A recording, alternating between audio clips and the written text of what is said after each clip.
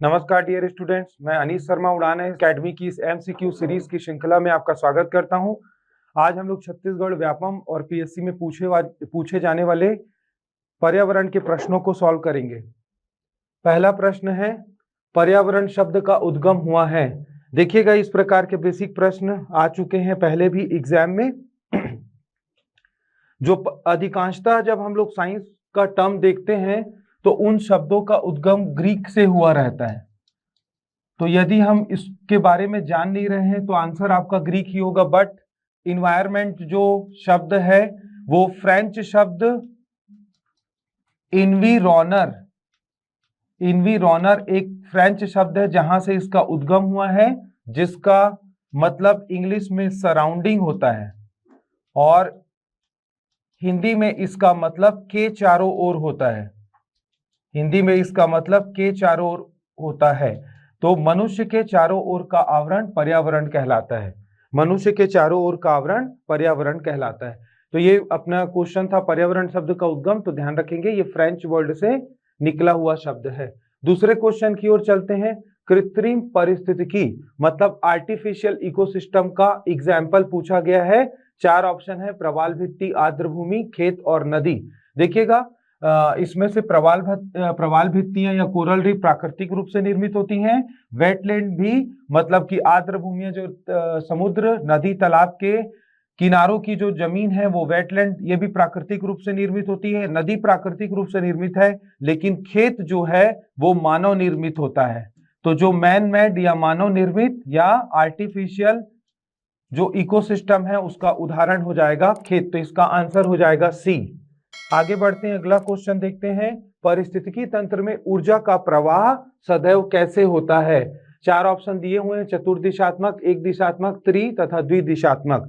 देखिएगा, इकोसिस्टम का जो निर्माण वो कैसे होता है। पारिस्थितिकी तंत्र का जो पौधे हैं प्रकाश संश्लेषण के द्वारा ऑक्सीजन तथा कार्बोहाइड्रेट के रूप में भोजन का निर्माण करते हैं। यह जो भोजन है सीधे शाकाहारी ग्रहण करता है, जिसको प्राथमिक उपभोक्ता। इसके बाद मांसाहारी शाकाहारियों को खाता है, द्वितीयक उपभोक्ता। जो शाकाहार तथा मांसाहार दोनों का सेवन करते हैं, भक्षण करते हैं, वो सर्वाहारी तृतीयक उपभोक्ता। और अंत में इनका अपघटन हो जाता है मृत्यु के बाद अपघटकों या डिकम्पोजर के द्वारा। तो इस प्रकार जो ऊर्जा है वो उत्पादक से प्राथमिक, फिर द्वितीयक, फिर तृतीयक, फिर अपघटक तक जा रही है। तो ऊर्जा का प्रवाह यहाँ पे एक ही दिशा में हो रहा है, यूनिडायरेक्शनल फ्लो हो रही है एनर्जी।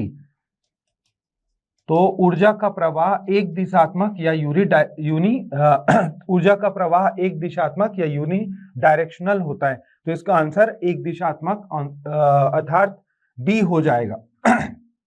खाद्य श्रृंखला क्या है? अगला प्रश्न है। 4 ऑप्शन दिए हुए हैं। स्वपोषित जीवों के बीच में संबंध, 2 जीवों के बीच अनुवांशिक पदार्थों का विनिमय, एक जीव से दूसरे जीव को खाद्य ऊर्जा का स्थानांतरण और इनमें से कोई नहीं। देखिएगा, जो अभी मैंने आपको प्रीवियस क्वेश्चन में बताया था कि पौधे क्या होते हैं, इस इकोसिस्टम में उत्पादक होते हैं और उनसे जो ऊर्जा है वो प्राथमिक, द्वितीयक और तृतीयक के बाद अंत में अपघटकों या डिकम्पोजर के पास जाती है। क्लियर? तो ये जो ऊर्जा का स्थानांतरण होता है वो क्रमशः एक के बाद एक अंत में क्या है, अपघटक के पास जाता है। तो ऊर्जा के स्थानांतरण को ही हम लोग क्या है क्या बोलते हैं, ऊर्जा के स्थानांतरण को ही हम खाद्य श्रृंखला कहते हैं। ठीक है, अर्थात इसका मतलब ये भी हुआ कि एक इकोसिस्टम या पारिस्थितिकी तंत्र अपने आप में एक फूड चेन या खाद्य श्रृंखला का उदाहरण होगा। अगले प्रश्न को देखते हैं। बहुत ही इंपॉर्टेंट क्वेश्चन है, कई बार ये पीएससी, व्यापम, यूपीएससी में पूछा जा चुका है। पारिस्थितिकी तंत्र में गिद्धों के विनाश का कारण क्या है? ऑप्शन ए है मवेशियों, मवेशी मतलब गाय और भैंस को दिया जाने वाला डाइक्लोफेनाक तथा ऑक्सीटोसिन जो मेडिसिन रहती है वो, प्राकृतिक आवास का क्षरण, प्रतिबंधित एफ्लाटॉक्सिन दवाई का दुष्प्रभाव और उपर्युक्त सभी। देखिएगा क्या है, गायों को मिल्क प्रोडक्शन बढ़ाने के लिए या गाय ज्यादा दूध दे इसके लिए अवैध रूप से ऑक्सीटोसिन इत्यादि का इंजेक्शन बहुत ज्यादा दिया जा रहा है। और डाइक्लोफेनाक क्या है, एक पेन किलर है जिसका साइड इफेक्ट लीवर और किडनी में होता है। तो इसको जब गाय को दिया जाता है, उसके शरीर में जब उसकी सांद्रता बहुत ज्यादा हो जाती है, तो गायों की मृत्यु के बाद जो गिद्ध उसके सड़े गले मांस को खाता है, तो उनके शरीर में ये पहुंच जाता है।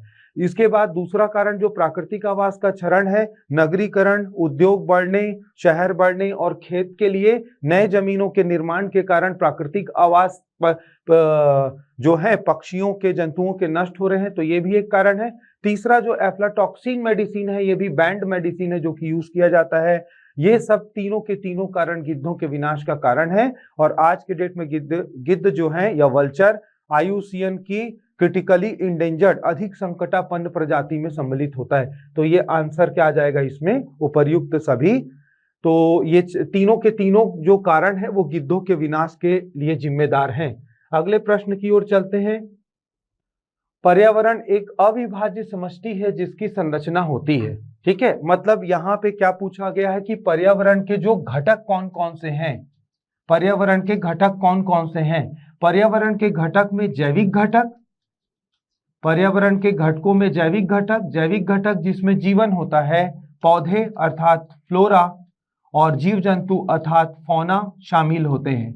इसके अलावा जो अजैविक घटक होते हैं जो कि नॉन लिविंग या जिनमें जीवन नहीं रहता, इसमें वायुमंडल, एटमॉस्फेयर, जल मंडल, हाइड्रोस्फीयर, स्थल मंडल, लिथोस्फीयर इत्यादि ये सभी शामिल हैं।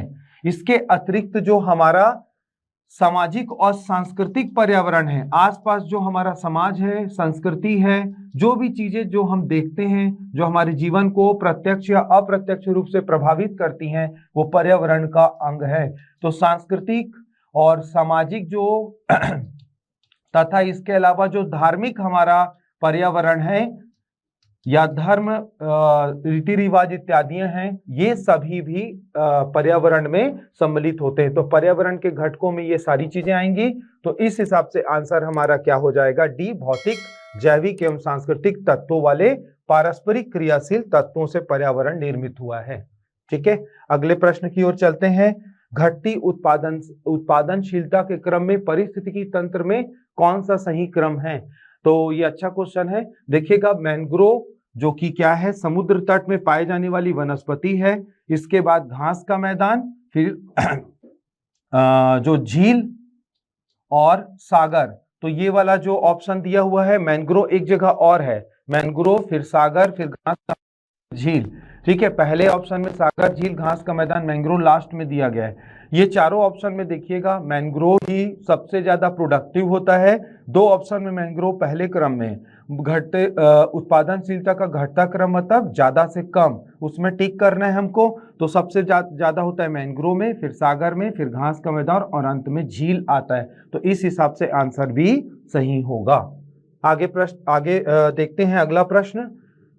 भारत में पर्यावरण सुरक्षा अधिनियम निम्नलिखित में से किस वर्ष पारित हुआ था।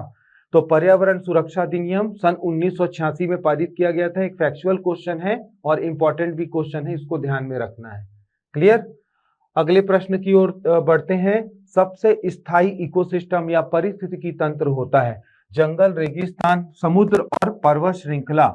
ये चारों में से सबसे ज्यादा जो स्थायी जो इकोसिस्टम है वो समुद्र का होता है, क्योंकि अभी तक इसमें ह्यूमन मैनिपुलेशन या मानवीय गतिविधियों से ये बहुत ज्यादा प्रभावित नहीं हुआ है। बाकी सीधे प्रत्यक्ष तौर पर प्रभावित हो चुके हैं, इसलिए इसका आंसर आ जाएगा समुद्र। सबसे ज्यादा स्टेबल इकोसिस्टम समुद्र का होगा। इसके बाद सबसे अधिक विविधता मतलब जैव विविधता से इसका रिलेशन है। जैव विविधता में क्या आ जाएंगी, पेड़ पौधों तथा जीव जंतुओं की अलग अलग प्रजातियां। तो ये चार ऑप्शन में से पूछा गया है सबसे अधिक विविधता वाला क्षेत्र कौन सा होता है। तो इसमें से मैंग्रोव, टैगा वन, समशीतोष्ण जंगल तथा कोरल रीफ। तो इन चारों ऑप्शंस में से क्या है, कोरल रीफ सबसे ज्यादा बायोडाइवर्सिटी वाला जोन है।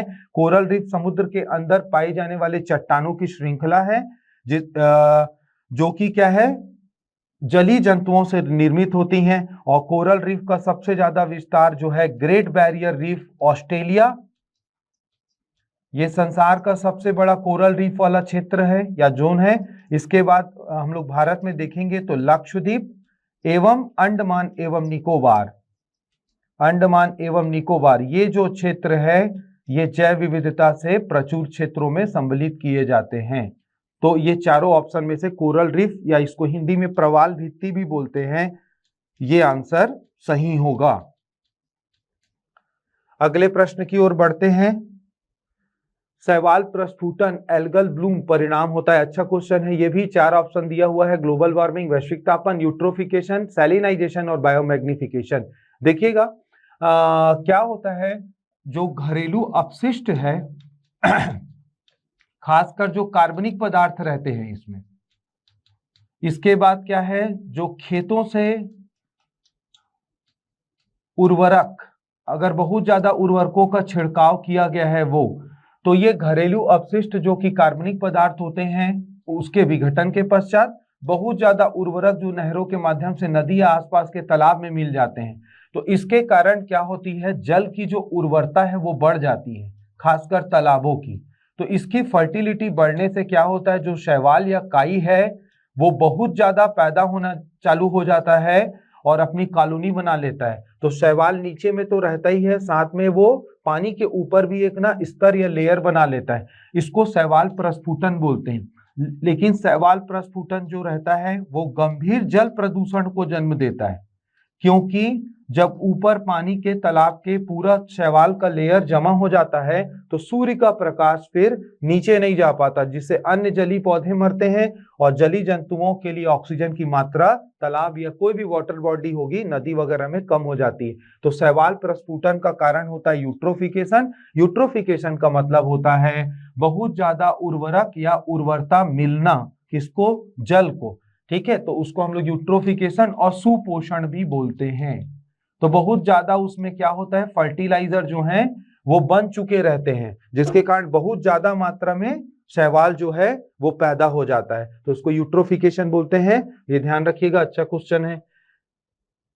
अगला क्वेश्चन देखते हैं, इकोसिस्टम में सर्वाधिक पोषण किसको प्राप्त होता है, उत्पादक, प्रोड्यूसर, प्राथमिक उपभोक्ता, प्राइमरी कंज्यूमर जो कि शाकाहारी रहते हैं, सर्वाहारी, ओमनिवोरस जो शाकाहार और मांसाहार दोनों को खाते हैं, और अपघटक। तो यहाँ पे देखिएगा, यहाँ पे कंफ्यूजन होता है, क्रिएट हो जाता है, कई बार ऊर्जा पूछा जाता है, सर्वाधिक किसको प्राप्त होता है, यहाँ पे पूछा गया है पोषण मतलब क्या है, न्यूट्रिशन, और न्यूट्रिशन का संबंध क्या होता है, संतुलित आहार से होता है। और संतुलित आहार जो है जिसमें क्या है, सभी प्रकार के पोषक तत्व, कार्बोहाइड्रेट, प्रोटीन, वसा, विटामिन और खनिज लवण आते हैं। तो संतुलित आहार के लिए हमको शाकाहार और मांसाहार दोनों का सेवन करना पड़ता है। तो ये जो शाकाहार और मांसाहार दोनों का सेवन करने वाले जो इकोसिस्टम में जो हैं वो होते हैं सर्वाहारी। तो सर्वाहारी चूंकि क्या है, शाकाहार और मांसाहार दोनों का सेवन करता है, इसलिए सबसे ज्यादा पोषण इकोसिस्टम में सर्वाहारी को ही प्राप्त होगा। तो इसका आंसर हो जाएगा सी। अगला क्वेश्चन देखते हैं, ये भी बहुत अच्छा क्वेश्चन है, इकोसिस्टम में सर्वाधिक ऑक्सीजन कहां से प्राप्त होती है। देखिएगा क्या क्या ऑप्शन दिया हुआ है, स्थल मंडल मतलब मिट्टियां, जमीन इत्यादि आ जाएगा इसमें, जल मंडल जिसमें समुद्र, सागर और महासागर इत्यादि आ गए, वायुमंडल मतलब हमारे चारों ओर जो कि गैसों का, विभिन्न प्रकार की गैसें उनका मिश्रण वो वायुमंडल कहलाता है। इसका आंसर देखिएगा, ध्यान रखिएगा, अच्छा ट्रिकी क्वेश्चन है। हमारे विश्व के, हमारे इस पृथ्वी या ग्रह या प्लेनेट के 3/4 भाग में सागर और क्या है, महासागर, समुद्र इत्यादि हैं, और इन सब, और बाकी का जो 1/3 जो 1/4 जो हिस्सा है वो स्थल मंडल का है, ठीक है। तो 3/4 जो भाग है उसमें क्या है, समुद्र हैं, महासागर इत्यादि हैं। तो जो समुद्र के जो जलीय पौधे हैं वो प्रकाश संश्लेषण के द्वारा क्या है, ऑक्सीजन पैदा करते हैं। तो जलीय पौधे क्या है, प्रकाश संश्लेषण के द्वारा ऑक्सीजन पैदा करते हैं। चूंकि जो वाटर बॉडीज मतलब क्या है, समुद्र, सागर, महासागर इत्यादि है, जो 3/4 क्षेत्रफल को घेरा है पृथ्वी का, इसलिए सबसे ज्यादा क्षेत्रफल के हिसाब से यहाँ पे ऑक्सीजन भी ज्यादा उत्पन्न होगा या पैदा होगा। तो ऑक्सीजन के मामले में ये आंसर आ जाएगा, सबसे ज्यादा जो होता है वो हाइड्रोस्फीयर या जल मंडल में होता है, ठीक है। तो ये ध्यान रखेंगे। अगले प्रश्न की ओर बढ़ते हैं, जीवित जीवधारियों में हानिकारक पदार्थों की सांद्रता में वृद्धि क्या कहलाती है, बायोमैग्निफिकेशन, डिग्रेडेशन, बायो रिमीडिएशन और बायो एक्यूमुलेशन, ठीक है। देखिएगा अभी गिद्ध वाला क्वेश्चन हमने थोड़ी देर पहले सॉल्व किया था। ये जो कोई भी रासायनिक पदार्थ जो कि खतरनाक रहता है, यदि उसकी किसी भी जीवधारी के शरीर में सांद्रता बढ़ते जाती है तो वो सांद्रता क्या होती है, एक टाइम के बाद मृत्यु का कारण बनती है। तो बहुत ज्यादा लीथल लेवल पे वो पहुंच जाता है रासायनिक पदार्थ, उसको बोला जाता है बायोमैग्निफिकेशन। उसको बोला जाता है बायोमैग्निफिकेशन। हिंदी में इसको बोलते हैं जैविक सांद्रण। हिंदी में ये क्या कहलाता है, जैविक सांद्रण कहलाता है। तो जो गिद्ध है उसके नष्ट होने का और क्या है, विलुप्त होने का सबसे बड़ा कारण क्या है, रासायनिक पदार्थ जो उसके शरीर में अवांछित रूप से जा रहे हैं, जैसे कि ऑक्सीटोसिन का इंजेक्शन हो गया है, डाइक्लोफेनाक पेन किलर हो गया है, तो उसके बायोमैग्निफिकेशन के कारण ही उसकी मृत्यु हो रही है। तो इस प्रश्न का आंसर आ जाएगा बायोमैग्निफिकेशन। अगले प्रश्न की ओर चलते हैं। पर्यावरण के मुद्दों को लेकर पहला सम्मेलन वैश्विक स्तर पर आयोजित कहां पर किया गया था? Rio de Janeiro, Johannesburg, Stockholm और क्योटो।